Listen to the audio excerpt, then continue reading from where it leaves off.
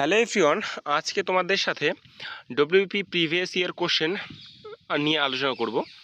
2020 means পরীক্ষায় যে তোমাদের জেনারেল নলেজ এবং জেনারেল অ্যাওয়ারনেস থেকে যেসব প্রশ্ন এসেছে, কীরকম টাইপের প্রশ্ন আসে এবং তোমাদের একদম যে খুব হার্ড লেভেলের প্রশ্ন সেটাও কিন্তু তোমাদের ডব্লিউপিতে আসে না, ঠিক আছে?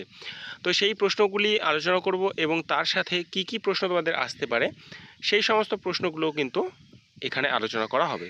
তো দেখো, তোমরা আশা করি সকলেই প্রিভিয়াস ইয়ার কোশ্চেন সলভ করে নিয়েছো। তো দেখো এই প্রশ্নগুলির মধ্যে তোমাদের কতগুলো ঠিক হয়। তো চলো আজকের এই ক্লাসটি শুরু করা যাক। দেখো, ডব্লিউপি প্রিভিয়াস ইয়ার কোশ্চেন 2020 এটি তোমাদের কিন্তু মেইনস পরীক্ষার প্রশ্নপত্র। সেখানে 25টি প্রশ্ন তোমাদের এসেছে এবং সেগুলো নিয়ে তোমাদের সাথে কিন্তু আজকে এই ভিডিওতে আলোচনা করব। তো দেখো, প্রথম প্রশ্ন কি এসেছিল যে ইংরেজ সরকারের পেশ করা ইলবার্ট বিল কিসের সঙ্গে সম্পর্কিত ছিল? ইংরেজ সরকারের পেশ করা ইলবার্ট বিল কিসের সঙ্গে সম্পর্কিত ছিল? তো এটি ছিল কিন্তু বিচার ব্যবস্থার সাথে সম্পর্কিত। এবং ইংরেজ সরকারের দ্বারা পেশ করা যে বাকি বিল বা বাকি অ্যাক্টগুলো রয়েছে, ঠিক আছে, সেগুলোতে কি কি গুরুত্বপূর্ণ রয়েছে আমরা সেগুলো একটু নজর দেব এখানে। তোমাদের এই সমস্ত প্রশ্নই কিন্তু আসে, ঠিক আছে? তো দেখো কী দেওয়া রয়েছে, রেগুলেটিং অ্যাক্ট 1773 সালে। এই আইনে কি হয়, ইস্ট ইন্ডিয়া কোম্পানির শাসন নিয়ন্ত্রণের প্রথম আইন, ঠিক আছে? ইস্ট ইন্ডিয়া কোম্পানির যে শাসন নিয়ন্ত্রণ তার কিন্তু প্রথম আইন হচ্ছে এই রেগুলেটিং অ্যাক্ট 1773। এটি কার সময় হয়? দেখো, গভর্নর জেনারেল ওয়ারেন হেস্টিংয়ের সময় কিন্তু এটি হয়। তারপর আসি পিটসের ভারত শাসন আইন 1784। ব্রিটিশ সরকারের সরাসরি হস্তক্ষেপ বাড়ানো এবং বোর্ড অফ কন্ট্রোল গঠন। এই সব কিন্তু পয়েন্ট তোমাদের কিন্তু খুব ইম্পর্টেন্ট, এই সব পয়েন্ট কিন্তু তোমাদের আসে। ব্রিটিশ প্রধানমন্ত্রী উইলিয়াম পিটস দ্য ইয়াঙ্গার এর নাম অনুসারে কিন্তু এই পিটসের ভারত শাসন আইন এটি হয়। তো তারপরে দেখো, চার্টার অ্যাক্ট 1813, 1873, 1853। এখানে কোম্পানির বাণিজ্যিক একচাটিয়া অধিকার বাতিল এবং আইন প্রণয়ন ক্ষমতার বৃদ্ধি করা হয়। তারপর দেখো, ভারত শাসন আইন 1858, ইস্ট ইন্ডিয়া কোম্পানি শাসনের অবসান এবং ব্রিটিশ ক্রাউন শাসন শুরু। কার সময়কালে হয় এটি? এটি কিন্তু লর্ড ক্যানিংয়ের সময়কালে হয়। তারপর দেখো, ভারতীয় কাউন্সিল আইন 1861, 1892 এবং 1909। আইন পরিষদের সংখ্যা বৃদ্ধি এবং পৃথক নির্বাচনী ব্যবস্থা শুরু। তারপর আসি ইলবার্ট বিল, যেটা হচ্ছে 1883 সালে হয়। ভারতীয় বিচারপতিদের ইউরোপীয়দের বিচার করার ক্ষমতা কিন্তু এখানে প্রদান করা হয়ে থাকে। তারপর আসি রাওলাট অ্যাক্ট 1919 সালে। বিনা বিচারে গ্রেপ্তার ও আটক রাখার ক্ষমতা প্রদান, ঠিক আছে? এটা কার নির্দেশে হয়? স্যার সিডনি রাওলাটের সুপারিশে হয় এবং কার সময়? তো দেখো, লর্ড চেমসফোর্ডের সময় কিন্তু এটি হয়। তারপর দেখো, ভারত শাসন আইন 1919, মন্টেগু চেমসফোর্ড সংস্করণ, এটা হচ্ছে দ্বৈত শাসনের প্রবর্তন কিন্তু হয়। তারপর ভারত শাসন 1935, প্রাদেশিক স্বায়ত্তশাসন এবং ফেডারেল কাঠামো প্রস্তাব কিন্তু হয়। এবং ভারত শাসন আইন 1947, ভারত এবং পাকিস্তান দুটো নামে কিন্তু স্বাধীন রাষ্ট্র গঠিত হয়। পরবর্তী প্রশ্ন দেখো কি এসেছিল, যে ফেব্রুয়ারি মার্চে 2022 নিম্নলিখিত কোন রাজ্যটিতে বিধানসভা নির্বাচন হয়েছে? ফেব্রুয়ারি মার্চ 2022 কোন রাজ্যটিতে বিধানসভা নির্বাচন হয়েছিল? তো তখন কিন্তু উত্তরপ্রদেশে এই নির্বাচন হয়েছিল এবং সেখানে কোন রাজনৈতিক দল সরকারে আসে? তোমরা রাখবে 2022 যে উত্তরপ্রদেশে নির্বাচনটি হয়েছে সেখানে কিন্তু বিজেপি অর্থাৎ ভারতীয় জনতা পার্টি কিন্তু ক্ষমতায় আসে। এবার তোমাদের পরীক্ষায় কি আসতে পারে? ইদানিং দেখো, তোমাদের দিল্লিতে ভোট হয়ে গেল এবং দিল্লিতে কিন্তু 48টি আসন পেয়ে বিজেপি সরকার কিন্তু সরকার গঠন করে। প্রায় 27 বছর পর কিন্তু এই বিজেপি সরকার দিল্লিতে সরকার গঠন করে। এর আগে কিন্তু আম আদমি পার্টি কিন্তু এর যে সরকার সেখানে কিন্তু ছিল, ঠিক আছে? এবং এর মুখ্যমন্ত্রী কে ছিলেন, কে বর্তমানে রয়েছেন দিল্লির? তোমরা রাখবে নির্বাচনের পর বিজেপি তাদের শীর্ষ নেত্রী রেখা গুপ্তাকে কিন্তু দিল্লির মুখ্যমন্ত্রী হিসেবে কিন্তু গ্রহণ করেন। ঠিক আছে, এবং কোন জায়গা থেকে তিনি নির্বাচিত হন? শালিমার বাগ থেকে কিন্তু তিনি নির্বাচিত হন, এবং তিনি শপথ বাক্য পাঠ করেন 19শে ফেব্রুয়ারি 2025 সালে।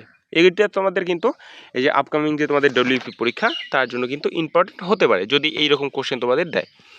ঠিক আছে, পরবর্তী আমরা প্রশ্ন দেখব, কোন রাজ্য দ্বিখণ্ডিত হয়ে ঝাড়খণ্ড গঠিত হয়? কোন রাজ্য দ্বিখণ্ডিত হয়ে ঝাড়খণ্ড রাজ্যটি হয়? তোমরা রাখবে বিহার ভেঙে কিন্তু এই ঝাড়খণ্ড রাজ্যটি তৈরি হয়। ঠিক আছে, কবে? তো দেখো 15ই নভেম্বর 2000 সালে বিহার থেকে পৃথক হয়ে ঝাড়খণ্ড রাজ্য কিন্তু গঠিত হয়। পরবর্তী প্রশ্ন দেখব কি দেওয়া রয়েছে, কি এসেছিল, সানি ডেইস কোন বিখ্যাত ক্রিকেটারের আত্মজীবনী? তোমাদের আত্মজীবনী থেকে একটি প্রশ্ন কিন্তু আসবেই। ঠিক আছে, তো তোমরা আত্মজীবনীগুলো একটু ভালো করে পড়বে, এবং আমি তোমাদের একটা প্রপার ভিডিও এনে দেবো আত্মজীবনী সম্পর্কে।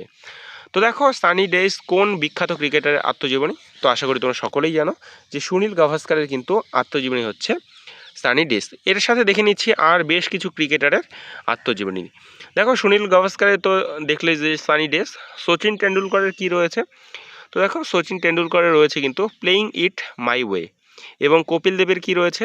Allrounder. Mahendra Singh Dhoni the untold story, এবং গুন্ডাপ্পা বিশ্বনাথ হচ্ছে কিন্তু ভিসি মাই জার্নি। ঠিক আছে, এই কয়টি কিন্তু তোমাদের ইম্পর্টেন্ট, এগুলো তোমাদের কিন্তু পরীক্ষায় আসতে পারে যদি এখান থেকে প্রশ্ন করে। পরবর্তী প্রশ্ন দেখব কি এসেছিল, নিম্নোক্ত কোন রাজ্যটিতে বিধান পরিষদ নেই? তো দেখো বিধান পরিষদ কিন্তু সমস্ত রাজ্যে থাকে না, ভারতের মুষ্টিমে 5-6টি রাজ্যে কিন্তু এই যে বিধান পরিষদ সেই বিধান পরিষদ রয়েছে। তো প্রথমে দেখে নাও যে কোন রাজ্যগুলিতে বিধান পরিষদ রয়েছে। তো দেখো বিধান পরিষদ রয়েছে কোন কোন রাজ্যে? তো দেখো মহারাষ্ট্র, বিহার, উত্তরপ্রদেশ, তেলেঙ্গানা, অন্ধ্রপ্রদেশ এবং কর্ণাটক। শুধুমাত্র কিন্তু এই কয়টি রাজ্যে কিন্তু বিধান পরিষদ কিন্তু রয়েছে, এবং অপশানে দেখো কি দেওয়া রয়েছে, উত্তরপ্রদেশ, রাজস্থান, মহারাষ্ট্র, বিহার। তো এখানে দেখবা যে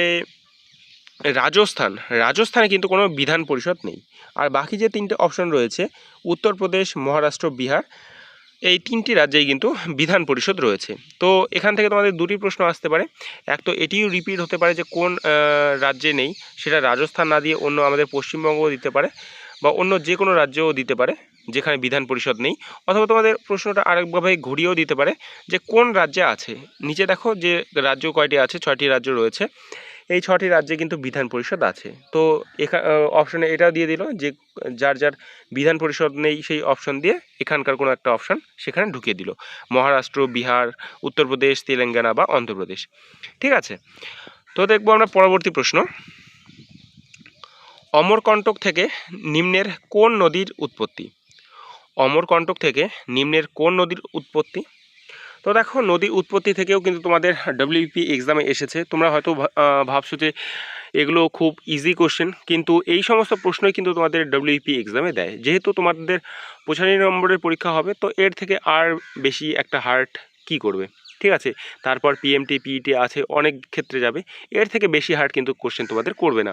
তোমরা আমাদের জিকে ক্লাসগুলো যে রয়েছে সেগুলো প্রত্যেক দিন করার চেষ্টা করো, প্রচুর প্রশ্ন কিন্তু তোমরা সেখান থেকে কমন পেয়ে যাবে। ঠিক আছে, তো তোমাদের বলে রাখি আমরা এই ভিডিও টার্গেট রেখেছি শুধুমাত্র 100টি লাইক।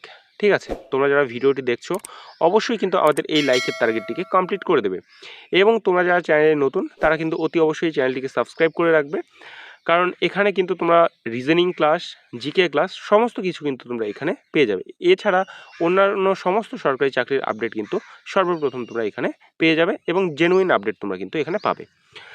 তো কোশ্চেন কি আছে দেখো, অমরকণ্টক থেকে নিম্নের কোন নদীর উৎপত্তি? কি হবে? তো আশা করি তোমরা সকলেই জানো নর্মদা নদী, সেটি কিন্তু অমরকণ্টক থেকে উৎপত্তি হয়। এর সাথে আমরা আর বেশ কিছু নদী আমরা দেখে নিচ্ছি, যেগুলোর উৎপত্তি স্থল আমরা দেখে নেব, যে নর্মদা নদী কোথা থেকে উৎপত্তি হয়, অমরকণ্টক থেকে। গঙ্গা কোথা থেকে? গঙ্গোত্রী থেকে। যমুনা কোথা থেকে? যমুনোত্রী। তাপি সাতপুরা পর্বত থেকে, এবং সাবরমতী যে নদী রয়েছে সেটি কিন্তু আরাবল্লী পর্বত থেকে কিন্তু এর উৎপত্তি হয়। এগুলো কিন্তু তোমাদের কি পয়েন্ট, এগুলো কিন্তু তোমাদের পরীক্ষায় আসার জন্য উপযুক্ত একটি করে কিন্তু প্রশ্ন, তো এগুলো নোট ডাউন করে রাখার চেষ্টা করবে। পরবর্তী প্রশ্ন দেখো কি দেওয়া রয়েছে, কুইনাইন নামক উপক্ষার কোন উদ্ভিদ থেকে পাওয়া যায়? কুইনাইন নামক উপকার কোন উদ্ভিদ থেকে পাওয়া যায়? কি হবে সঠিক উত্তর? তোমরা রাখবে সিনকোনা উদ্ভিদ থেকে কিন্তু এই কুইনাইন পাওয়া যায়। সিনকোনা গাছের ছাল থেকে কিন্তু এটি বের করা হয়। তো দেখো বেশ কিছু উদ্ভিদ এবং তার থেকে কোন কোন উপকার বা উপকারীয় জিনিসগুলো পাওয়া যায়। তো দেখো সিনকোনা গাছ থেকে কি পাওয়া যায়? কুইনাইন পাওয়া যায়। এবং পাপাভার সোমনিফেরাম থেকে পাওয়া যায় মরফিন। চা এবং কফি থেকে পাওয়া যায় ক্যাফেইন। তামাক থেকে কি পাওয়া যায়? নাইকোটিন। এবং বেলাডোনা থেকে পাওয়া যায় অ্যাট্রোপিন। সর্পগন্ধা গাছ থেকে কি পাওয়া যায়? স্ট্রিকনাইন। এবং পেনিসিলিয়াম ছত্রাক থেকে পাওয়া যায় পেনিসিলিয়াম। এবং কোকা গাছ থেকে পাওয়া যায় কিন্তু কোকাইন।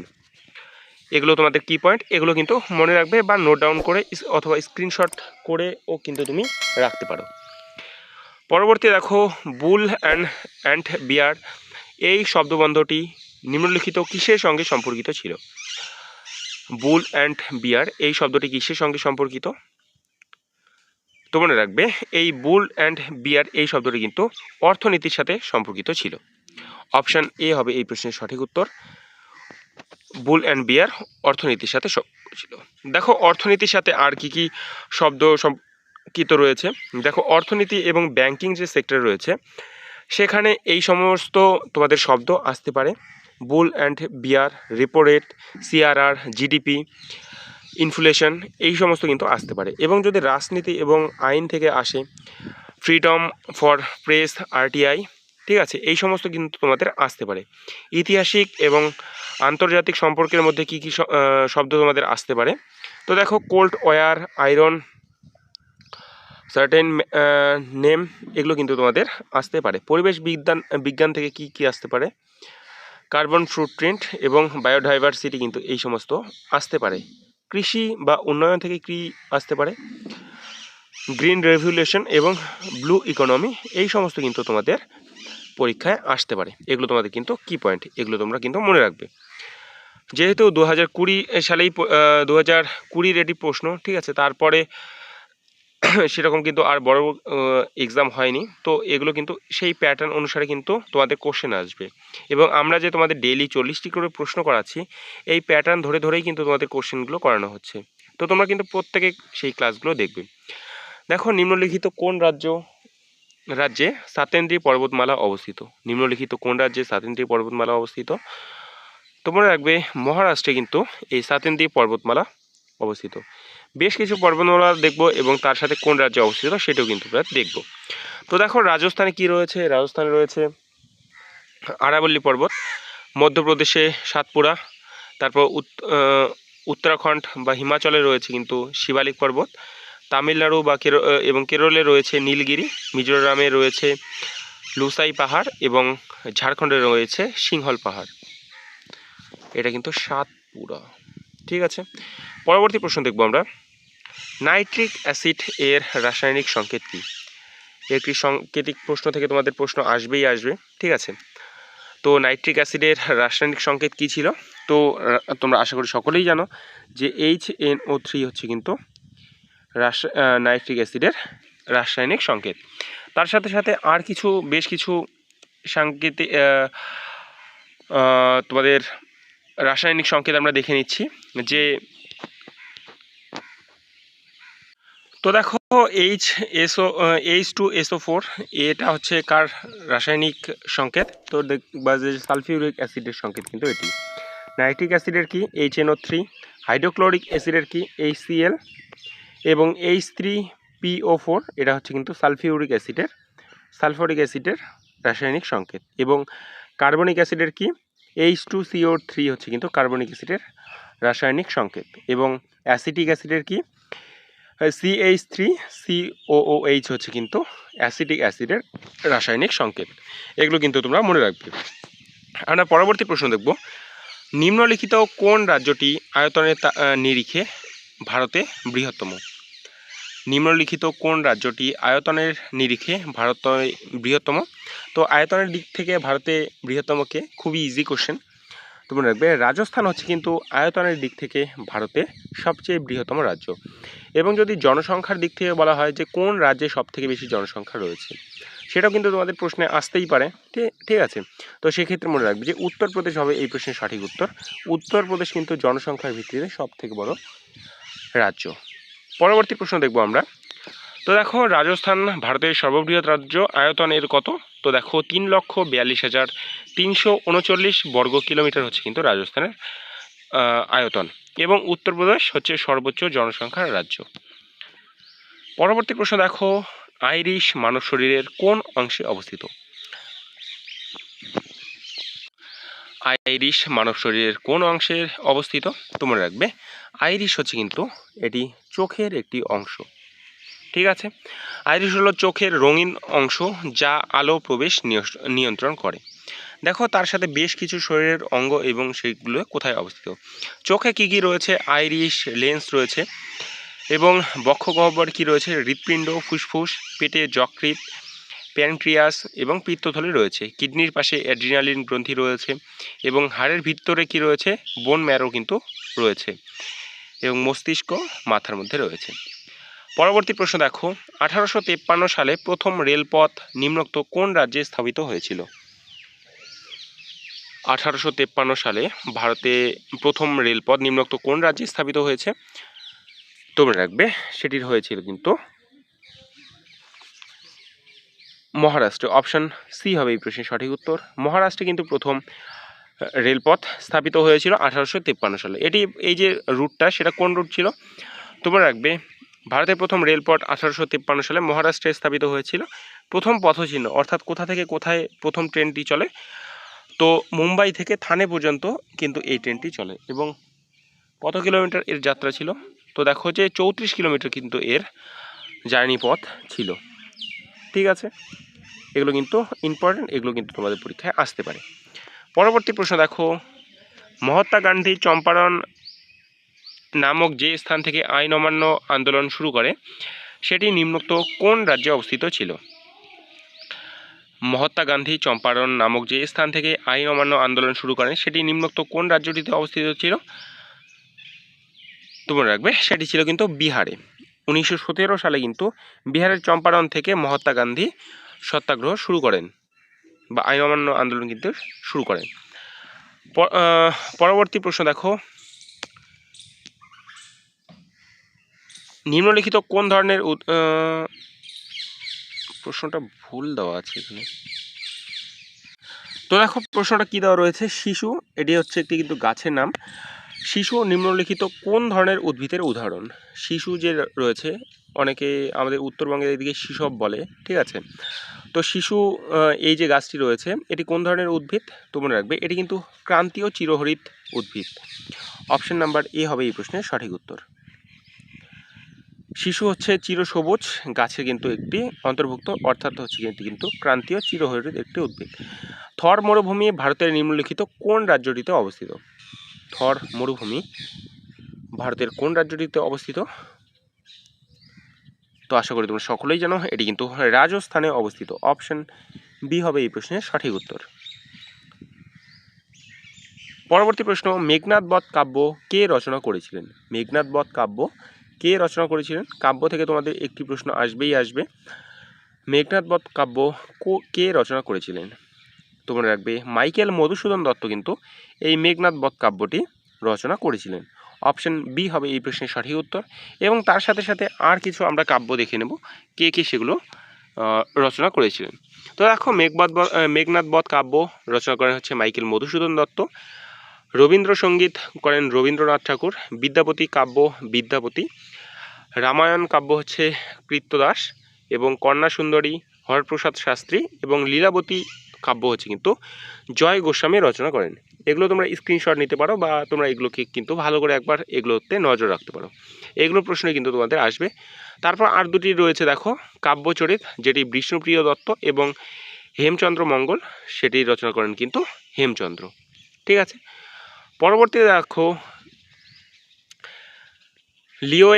লিওনেল মেসি বর্তমানে কোন ক্লাবটিতে ফুটবল খেলেন? তো দেখো এটা 2020 হিসেবে দেওয়া রয়েছে। লিওনেল মেসি বর্তমানে কোন ক্লাবের হয়ে ফুটবল খেলতেন? তো দেখো তখনকার উত্তর হিসেবে কিন্তু বার্সেলোনা ছিল কিন্তু সেই প্রশ্নের সঠিক উত্তর। যদি কিন্তু বর্তমানের ক্ষেত্রে দেওয়া হয় তো দেখো তিনি কিন্তু পরপর আরও দুটি দল কিন্তু চেঞ্জ করেন। তো আমি তোমাদের দেখিয়ে দিচ্ছি। মেসি বার্সেলোনার হয়ে খেলেছেন 2004 থেকে 2021 সাল পর্যন্ত।